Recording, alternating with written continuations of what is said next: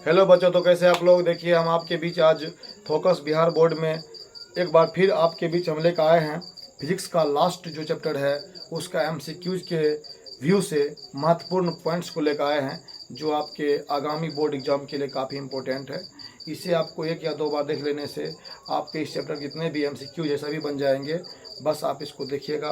और चलिए हम अभी आपको तुरंत इसके बारे में समझाते हैं कि कौन सा क्वेश्चन किस तरह से पूछा जाएगा और किस तरह आपको जवाब देना है। तो देखिए इसमें जो है पहला जो आपका पॉइंट्स है कि उत्तम ईंधन का औष्णीयमान जो है ना उच्च होना चाहिए। आपसे क्वेश्चन पूछा जाएगा कि उत्तम ईंधन का औष्णीयमान होना चाहिए। ए में उच्च रहेगा, बी में निम्न रहेगा, तो आपको उच्च मारना है। ठीक है, ट्रिक करना है। अगला देखिए कहता है प्रमुख जीवाश्म ईंधन। अब देखिए जीवाश्म ईंधन क्या होता है, जब प्राकृतिक घटना होता है जैसे भूकंप होता है या धरती का उलटना पलटना होता है, उसमें जब गाछ वृक्ष या जीव जंतु लाखों करोड़ों वर्ष जमीन के अंदर दबे रहते हैं तो उससे जीवाश्म ईंधन प्राप्त होता है। उसी से कोयला पेट्रोलियम सब मिलता है। तो बच्चों यही हो जीवाश्म ईंधन। तो जीवाश्म ईंधन जो है इसमें कोयला पेट्रोलियम और प्राकृतिक गैस होता है। और दोस्तों देखिए कहा यह भी जाता है कि कोयला के बनने में लाखों करोड़ों वर्ष लगते हैं समय। तो आप लोग को कोयला का जो इस्तेमाल है, पेट्रोलियम का इस्तेमाल कम मात्रा में करना चाहिए, मतलब कि हिसाब से करना चाहिए। ठीक है, तो देखिए इसमें उत्तम कोटि का कोयला के बारे में जान लीजिए। उत्तम कोटि का कोयला एंथ्रासाइट होता है बाबू, और इसमें 96% कार्बन होने के कारण इसको उत्तम कोटि का कहा गया है। एंथ्रासाइट जो है उत्तम कोटि का कोयला होता है। ये काफ़ी इम्पोर्टेंट है, याद रखिएगा। ठीक है, अगर कोयले के जलने पर CO2 गैस प्राप्त होता है और CO2 को आप कार्बन डाइऑक्साइड कहते हैं और CO को कार्बन मोनोऑक्साइड गैस कहते हैं। अब पेट्रोलियम गैस का जो है बाबू मुख्य अवयव ब्यूटेन होता है। ये आपसे पूछा जाता है, आपके एमसीक्यूज में पूछा जाता है कि पेट्रोलियम गैस का मुख्य अवयव क्या होता है, ब्यूटेन होता है। और जान लीजिए इसमें जो है ना इथेन भी रहता है, प्रोपेन रहता है और ब्यूटेन भी रहता है, लेकिन मुख्य अवयव इसका क्या है, ब्यूटेन है। द्रवित पेट्रोलियम गैस बाबू जान लीजिए एलपीजी जो आपके घरों में रहता है, जिससे पर आप खाना बनाते हैं, तो वो लाल वाले सिलेंडर में भरा रहता है, द्रवित रहता है यानी लिक्विड फॉर्म में रहता है। उसको हम सिलेंडर में बंद कर रखते हैं और उसमें जो है ना इसका मुख्य अवयव ब्यूटेन होता है, याद रखिएगा ब्यूटेन। और यह काफ़ी खतरनाक गैस होता है।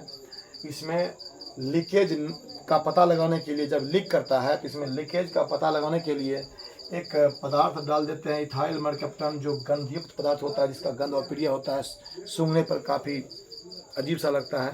इसको मिलाने से क्या होता है, जब ये गैस लीक होता है ना तो हमें पता चल जाता है, तब जाकर के हम इसको क्या करते हैं, बंद करते हैं। तो इसीलिए लीकेज का पता लगाने के लिए इथाइल मरकप्टन का इस्तेमाल करते हैं। ठीक है, गोबर और जल का जो गाढ़ा होता है यानी घोल, गाढ़ा घोल जो होता है ना बाबू, उसको हम कर्दम कहते हैं। ये भी आपसे पूछ लिया जाता है कि गोबर और जल के गाढ़ा घोल को हम क्या कहते हैं, तो बाबू कर्दम कहते हैं। अब देखिए सौर स्थिरांक, ये भी पूछा गया क्वेश्चन बिहार बोर्ड के द्वारा है। सौर स्थिरांक का जो मान होता है 1.4 kW प्रति मीटर स्क्वायर होता है। आपसे पूछ लिया जाता है सौर स्थिरांक का मान होता है 1.4 दिया रहेगा, 1.5 दिया रहेगा, 1.6 दिया रहेगा, तो आपको 1.4 वाला पर ट्रिक करना है। अब देखिए सौर सेल बनाने में सिलिकॉन जैसे अर्धचालक का इस्तेमाल करते हैं। सौर सेल जब बनाया जाता है तो सिलिकॉन नामक अर्धचालक का इस्तेमाल बनाने में करते हैं बाबू। सौर सेल में काफ़ी संख्या में सौर सेल को संयोजित करते हैं यानी कि जोड़ देते हैं। समुद्र में प्राप्त होने वाली ऊर्जाओं में जान लीजिए ज्वारीय ऊर्जा है, तरंगीय ऊर्जा है, महासागरीय ऊर्जा है और तापीय ऊर्जा प्रमुख है बाबू। समुद्र से जो ऊर्जा प्राप्त होती है उसमें ज्वारीय ऊर्जा है, तरंगीय ऊर्जा है, महासागरीय ऊर्जा है और तापीय ऊर्जा है। इन सबको आप याद रखिएगा, क्वेश्चन दे दिया जाएगा कि समुद्र से प्राप्त होने वाली ऊर्जा है। इनमें से चारों में से कोई और रहेगा, कोई एक रहेगा तो मार देना है, अन्य को छोड़ देना है। अगला देखिए परमाणु बम जो है, जिसको आप एटम बम बोलते हैं, ये श्रृंखला अभिक्रिया पर काम करता है। श्रृंखला अभिक्रिया के सिद्धांत पर काम करता है कौन, परमाणु बम। अब देखिए एक हाइड्रोजन बम होता है, ये नाभिक की अभिक्रिया के सिद्धांत पर काम करता है। तो याद रखिएगा, कहा जाएगा परमाणु बम किस सिद्धांत पर काम करता है, तो आपको कहना है श्रृंखला अभिक्रिया के सिद्धांत पर। यदि आपसे पूछा जाए हाइड्रोजन बम किस सिद्धांत पर काम करता है, तो नाभिक की अभिक्रिया के सिद्धांत पर। अगला देखिए परमाणु रिएक्टर या नाभिक के रिएक्टर जो होता है ना बाबू, नाभिक की ऊर्जा को उष्मा ऊर्जा में बदल करके विद्युत ऊर्जा देता है। ये परमाणु रिएक्टर कहिए या नाभिक के रिएक्टर कहिए, ये नाभिक की ऊर्जा को उष्मा ऊर्जा में बदलता है और हमें विद्युत प्राप्त हम उससे करते हैं। अगला देखिए, सोलर कुकर जो है सौर ऊर्जा को उष्मा ऊर्जा में बदल देता है। और देखिए, प्राकृतिक गैस का मुख्य अवयव मीथेन होता है बाबू, प्राकृतिक गैस का मुख्य अवयव मीथेन होता है। तो बच्चों, आपको मैं फिर से एक बार बोल दूं कि अभी जो हम आपके बीच लेकर आते हैं ये इम्पोर्टेंट फैक्ट्स जो होता है, इसमें आपको MCQs के व्यू से हम आपके बीच परोसते हैं इसको। तो इसमें आपको ज़्यादा डीप नॉलेज नहीं हो सकता है, लेकिन एक बात जान लीजिए, MCQs आपसे नहीं छूटेंगे। लेकिन इसके ज़्यादा डीप के लिए अभी भी आपके पास समय है, तो आप बुक को पढ़ सकते हैं। बुक पढ़िए तो आपको काफ़ी डीप नॉलेज मिलेगा, क्योंकि हम तो यहाँ इंपॉर्टेंट फैक्ट्स को लेकर आते हैं जो आपके MCQs के लिए होता है, आपके बोर्ड एग्जाम के लिए होता है, ना कि आपके डेप्थ नॉलेज के लिए होता है। तो यदि आपको डेप्थ नॉलेज चाहिए तो आप बुक को रीड कीजिए। एक बार दो बार रीड करने से आपके सारे कॉन्सेप्ट क्लियर होंगे। उसके बाद इसको आप देखिए तो आपके MCQs भी बनेंगे और शॉर्ट क्वेश्चन भी बनेंगे। तो बच्चों, फिजिक्स का हमने लास्ट चैप्टर का जो MCQs के लिए जो आपका इम्पोर्टेंट फैक्ट्स है उसको हमने लिया।